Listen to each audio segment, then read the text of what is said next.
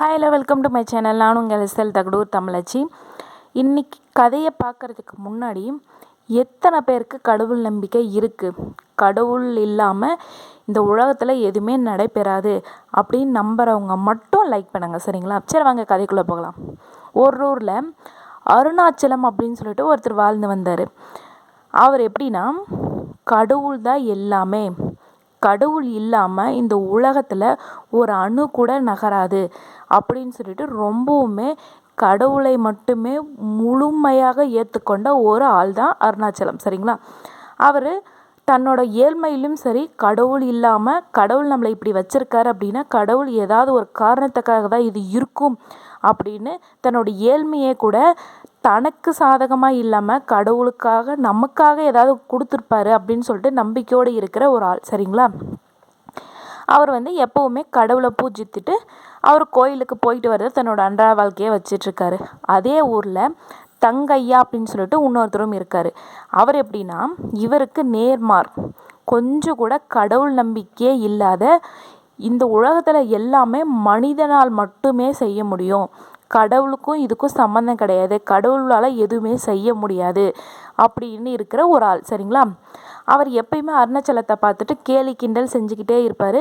அவரும் நீங்கள் எது சொன்னாலும் சரி, கடவுள் இல்லாமல் இது எதுவுமே நடைபெறாது அப்படின்னு சொல்லிட்டு ரொம்ப சாதாரணமாக சொல்லிட்டு கடந்து போயிடுவார். ஒரு நாள் அதே மாதிரி என்ன பண்ணுறாருன்னா, என்ன அருணாச்சலம் எல்லாமே கடவுள் தான், எல்லாமே கடவுள் தான் செய்கிறாரு அப்படின்னு சொல்கிறாரு. இந்த அளவுக்கு கடவுளை ரொம்ப பைத்தியகாரத்தனமாக நம்புகிற, இருந்தாலும் உன்னை மட்டும் ஏன் இப்படி ஒன்றுமே இல்லாத ஏழையாக வச்சுருக்காரு, நான் கடவுளே இல்லைன்னு சொல்கிறேன், எனக்கு மட்டும் ஏன் இப்படி பணக்காரனாக வச்சுருக்காரு அப்படின்னு சொல்லிட்டு எப்போ பாரு அவரை தன்னோட பணத்தையே வச்சு, ஏற்கனவே பணமும் அதிகம், கடவுள் நம்பிக்கையும் இல்லை அப்படின்றதுனால அருணாச்சலம் ரொம்ப ஏழை. அதனால் அவர் எப்போ பாரு அடிமட்டத்தில் தட்டியே பேசிகிட்ருப்பார். அப்போ கடவுள் இருக்காரு அப்படின்னா எல்லாமே உனக்கு கொடுத்துருக்கணும்ல அப்படின்னு சொல்லிட்டு தங்கையை எப்பயும் அருணாச்சலத்தை கிண்டல் பண்ணிக்கிட்டே இருப்பார். ஆனால் அருணாச்சலம் ரொம்ப பொறுமையாக, இந்த மாதிரி நான் இருக்கேன் அப்படின்னா அதுக்கும் ஒரு காரணம் இருக்கும் அப்படின்னு சொல்லிட்டு ரொம்ப சாதாரணமாக சொல்லிட்டு போயிடுவார். இந்த மாதிரி நாட்கள் நகர்ந்துக்கிட்டே இருக்குது. ஒரு நாள் என்ன பண்ணுறாருன்னா, பயங்கர உச்சி வெயில், மண்டை பொழந்துக்கிட்டு அந்த அளவுக்கு வெயில் அடிக்குது. அப்போ தங்கையை ஒரு கொடையில் ரொம்ப கூலாக நடந்து போயிட்டுருக்காரு. அருணாச்சலம் அந்த வெயிலில் வேர்த்து விறுவிறுத்து நடந்து போயிட்டுருக்காரு. ஏற்கனவே தங்கையாவுக்கு அருணாச்சலத்தை பார்த்தா ஏளனம் பேசும் ஒரு நபர் இல்லைங்களா? இந்த வெயிலில் உன்னை வேர்த்து விறுவிறுத்துட்டு போகிறத பார்த்துட்டு அவர் கேட்குறாரு, என்ன அருணாச்சலம், எல்லாமே கடவுள் தான் சொல்கிற, ஒரு கடவுள் உனக்கு ஒரு கொடை வாங்குறதுக்கு கூட காசு தரலையா, இந்த அளவுக்கு வெயில் எப்படி நடந்து போவான் மனுஷன் அப்படின்னு கூட அந்த கடவுளுக்கு தெரியலையே, அச்சோ அப்படின்னு சொல்லிட்டு அவருக்கு ஏதோ இவருக்கு பரிதாபப்படுற மாதிரி ரொம்பவுமே சாதாரணமாக கிண்டல் பண்ணிகிட்ருக்காரு. அதை பார்த்த உடனே அருணாச்சலத்திற்கு கோபம் வருது. ஏன்னா நம்ம சாதாரணமாக உச்சி வெயிலில் நடந்து போனாவே அவனுக்கு பயங்கரமாக கோபம் வரும். இதில் இன்னொருத்தன் வெறுப்பேற்றுற மாதிரி பேசினா எப்படி கோபம் வரும்? இருந்தாலும் அவர் பொறுமையாக சொல்கிறாரு, தங்கையா, உன் கையில் கொடை இருந்தாலும் அந்த கொடை உனக்கு உபயோகமே இல்லாமல் போகவும் முடியும். அந்த கொடை உன் கையில் இருக்கணும் அப்படின்னு நினச்சா, கடவுள் நினச்சா மட்டுமே உன் கையில் இருக்க முடியும், இல்லைனா இருந்தும் அது உன்னால் பயன்படுத்த முடியாது அப்படின்னு சொல்லிட்டு போயிடுறாரு. என்னை ஒரு பைத்தியக்காரன் எது சொன்னாலும் கடவுள்ன்றான், ஆனால் கடவுள் இவருக்கு ஒன்றும் கொடுத்த பாடில்லை அப்படின்னு சொல்லிட்டு 2 பேரும் ஆளுக்கு ஒரு திசையில் போயிடுறாங்க. உடனே ஒரு கொஞ்ச நேரத்துக்கு நடந்து போயிட்டுருக்கும்போது ஒரு வெறி நாய் தங்கையாவை துரத்த ஆரம்பிச்சிருது.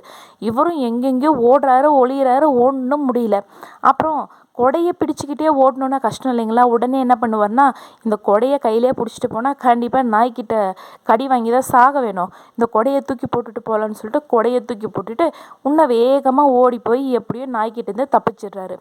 தப்பிச்சு உட்காந்து ஒரு இடத்துல யோசிக்கும் போது தான் அருணாச்சலம் சொன்னது அவருக்கு ஞாபகம் வருது. உன் கையில் கொடையே இருந்தாலும் உனக்கு கடவுள் பயன்படுத்தணுன்ற ஒரு பாக்கியம் கொடுத்தா மட்டுமே அது உனக்கு உபயோகமாக இருக்கும் அப்படின்றத அவர் சொன்னதை ஞாபகம் வருது. அப்போ தான் முதல் முறையாக அவருக்கு ஒரு பயம் வருது. ஒருவேளை கடவுள் நம்ம கொடையை பயன்படுத்தக்கூடாது அப்படின்னு நினச்சிட்டாரோ, நம்ம ரொம்ப எப்படின்னா அருணாச்சலத்தை ரொம்ப ஏளனமாக பேசிட்டோமோ அப்படின்னு சொல்லிட்டு முதல் முறையாக பயப்படுறாரு. அதுக்கப்புறம் கொஞ்சம் நாட்கள் போக போக போக கடவுள் மேலே கொஞ்சம் கொஞ்சமாக நம்பிக்கை வர ஆரம்பிக்குது. அப்போ தன்னோட அறியாமையில் இருந்த இருளை போக்கி கடவுள் இருக்காரு அப்படின்ற ஒரு வெளிச்சத்துக்கு வராரு.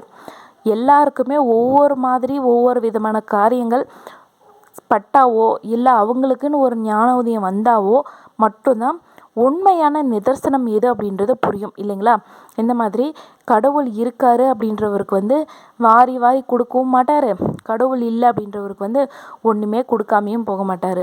தன்னோட வாழ்க்கையில் என்ன விதிக்கப்பட்டதோ அது மட்டுமே அவங்க வாழ்க்கையில் நடக்கும்.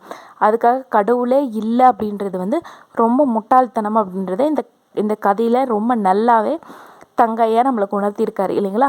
இந்த கதை பிடிச்சிருந்தா மறக்காமல் லைக் பண்ணுங்கள். தேங்க்யூ.